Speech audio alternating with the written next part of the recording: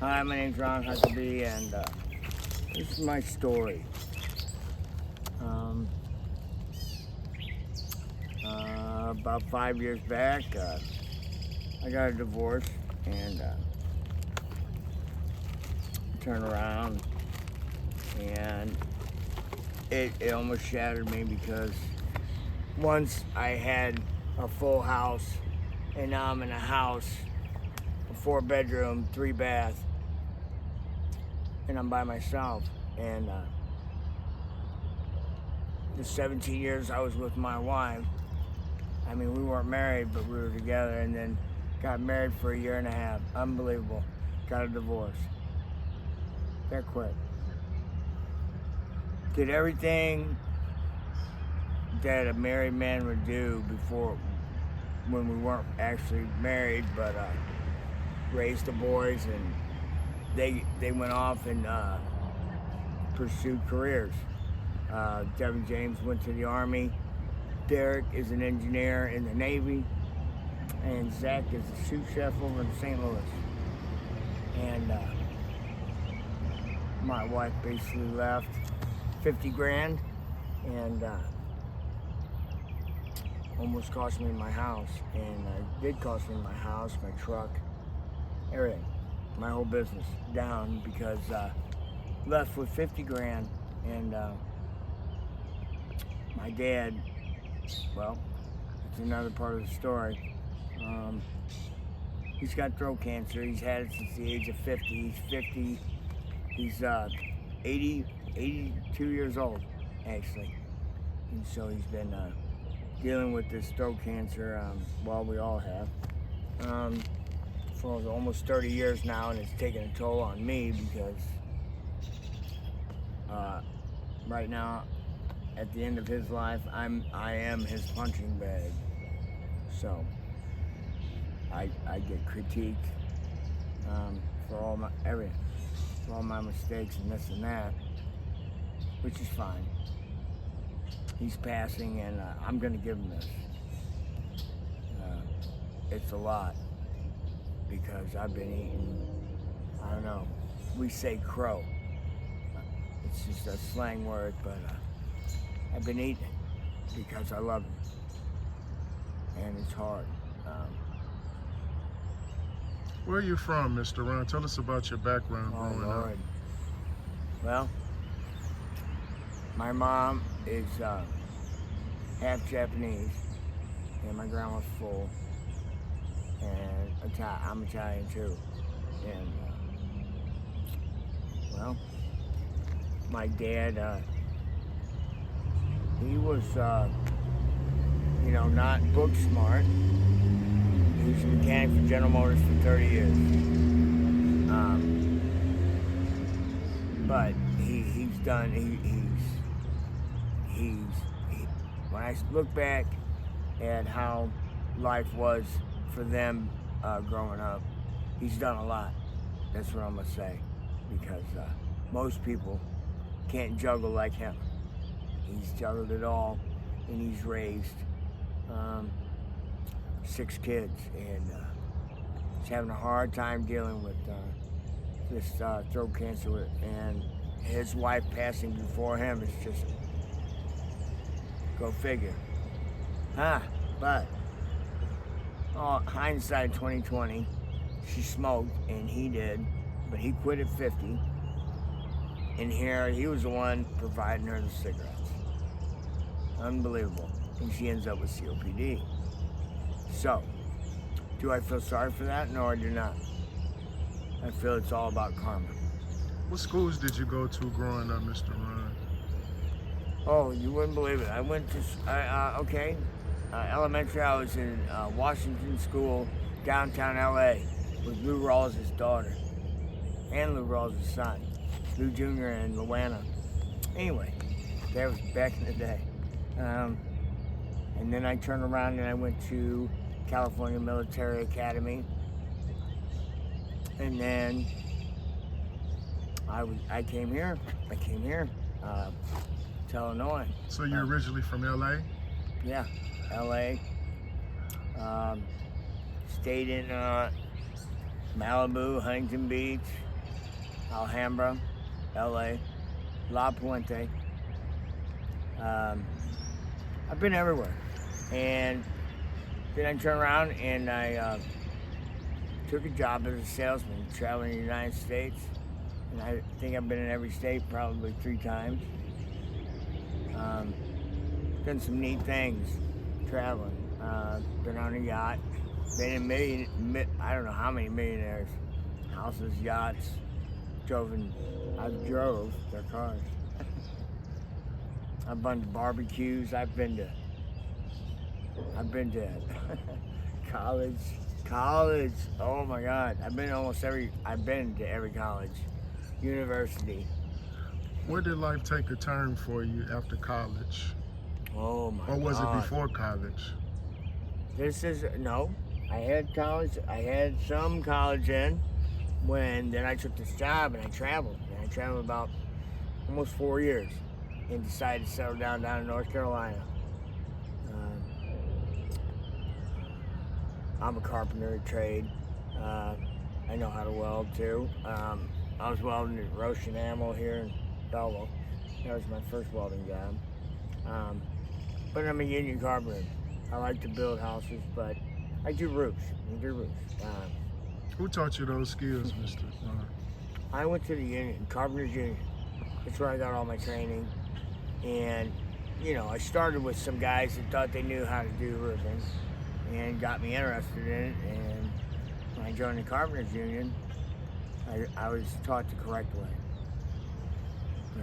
What's been your biggest transition from California to Illinois? What were the biggest changes? You guys, okay. Well, personality-wise, you guys are slower, kind of laid back more. But I mean, there's different parts of Cali too that are hyped, and there's some that are laid back. So it's same. It's just the weather and the atmosphere and how people are in general. I mean, you're gonna get good and bad no matter where you go. That's what I will tell you. I've gotten the rudest people in New York, where you're eating wood chips, and then you got grandma, that's telling you to pull up another chair and would you like another slice of pie? I've met a lot of people. I mean, unbelievable. Eddie Mustafa Muhammad, I sold him 26 magazines. Had a buddy of mine sell, what's her name? Cammie Faye Baker. And that was in Florida too. And I sold Eddie Mustafa Muhammad in Vegas, Profiler. And I sold the guy that actually gets bodyguards for all the stars. And I got a buddy that Dave Anderson out of Smithton, and he bodyguarded for Taylor Swift's mom. Really cool dude. What led to your current situation, Mr. Ron? How long have you been in this situation? About 2 years. By choice. Let me say that. By choice. Everybody wants to know why. I told my dad. I wanted to spend time with him. I wanted to see him. I want to be with him because I know you only get one father. And I was too busy as a kid to stay home and pay attention to whatever was going on there. I was busy doing my own thing, and my dad was busy raising his family. So, that being said, my mom, she died, left 1.3 million. Don't care. My mom has been everything. Chemist, chemical engineer, real estate agent. She's owned her own companies. I don't know how many. She retired at 40. She just kept opening companies. Raising tropical birds to real estate to, you name it. She even had a boarding house for 6 elderly in California and hired Mexicans to run it. My mom was rolling anyway. But what's your relationship like with your children, Mr. Ron?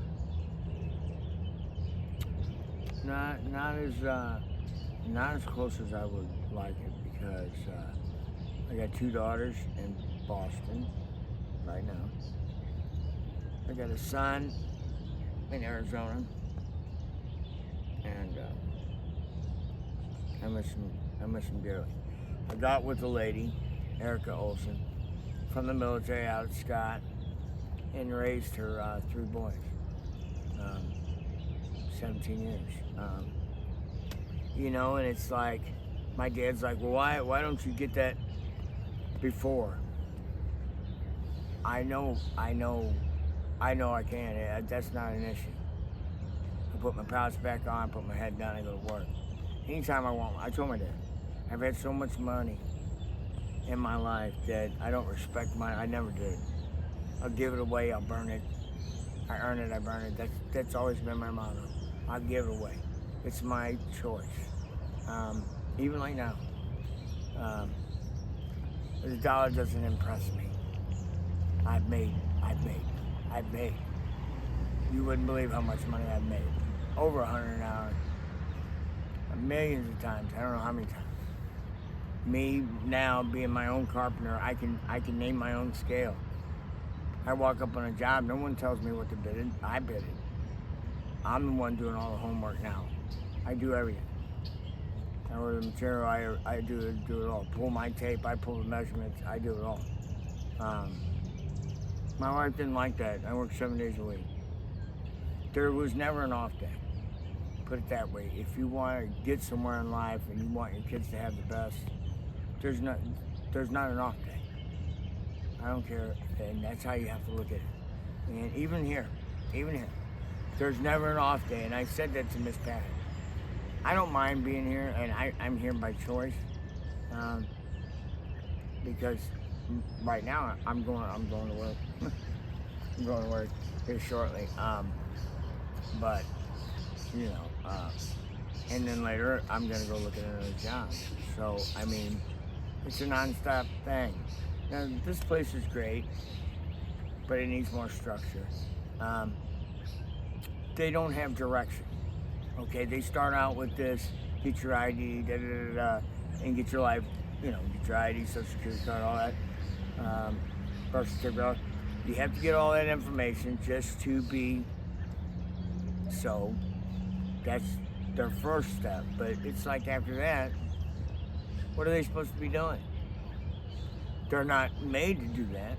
They can sit here all day if they want. And that's the problem I have with that.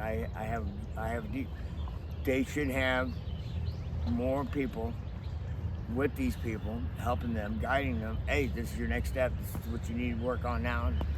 So they get it. And they start being functioning adults again in society. I don't get it. I think they need a little bit more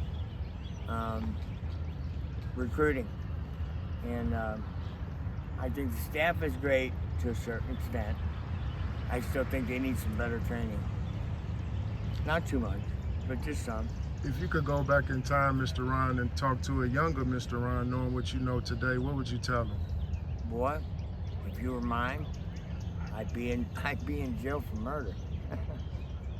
I told my dad that. I would never want a child like me, because if he said I couldn't do it, I did it.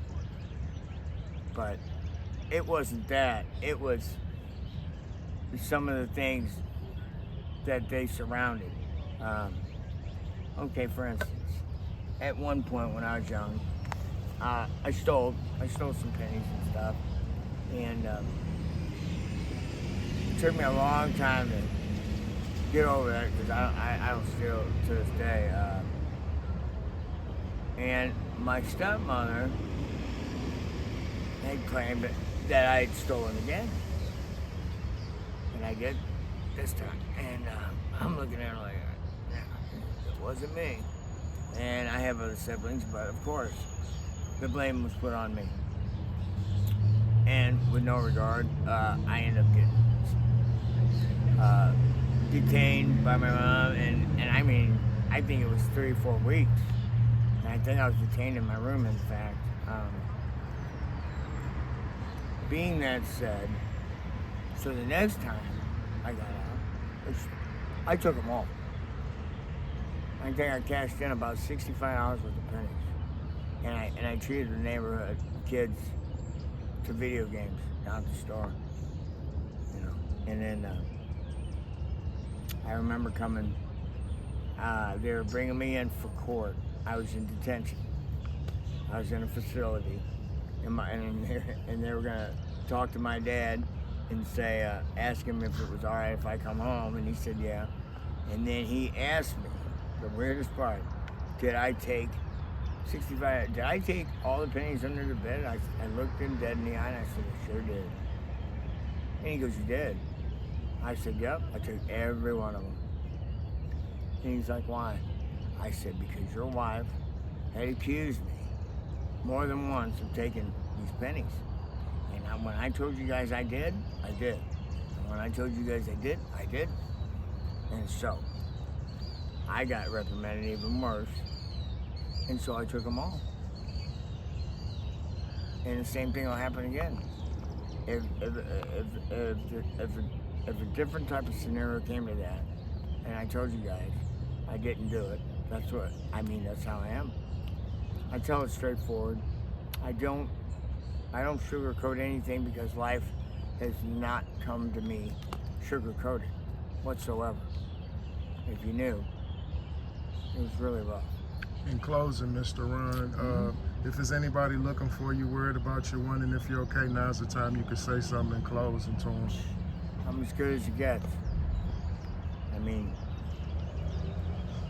I won't be able to continue this because I probably won't see this gentleman again, but you know, hopefully I still got a long journey, a very bright journey, because I'm going to my daughter's in Boston, and I've got 2 months. I was put on court supervision for going to my father's house by my stepbrother. So I've got 2 months left of probation, which they're gonna try to violate me today. Hopefully not, because I came back down to the shelter. And I didn't tell them, I didn't tell my probation officer that I was coming down here because I wasn't sure. But my father became belligerent again, and he drinks. He didn't my whole time growing up. He drinks now, and he gets belligerent. Takes swings at me. He has literally smacked me, I don't know, 10 times inside the head. You know, not expecting it. And I told him. Because a couple of them hit, you know, he caught me off guard, and it kind of stung. And I was like, hey man, the rule is we keep our hands to ourselves. You keep doing this, and it's going to turn a little bit different for you. And I meant it, and it scares me. I'm scared for him. And he says it. When I come around, I make him nervous. And being the adult I am today, yeah, you should be nervous. You should be kissing the ground. You should be kissing the ground, Father, because I allow you to still be who you are today. We appreciate you taking time out with us, Mr. Ron. Thank you so much. Boy, it was hard.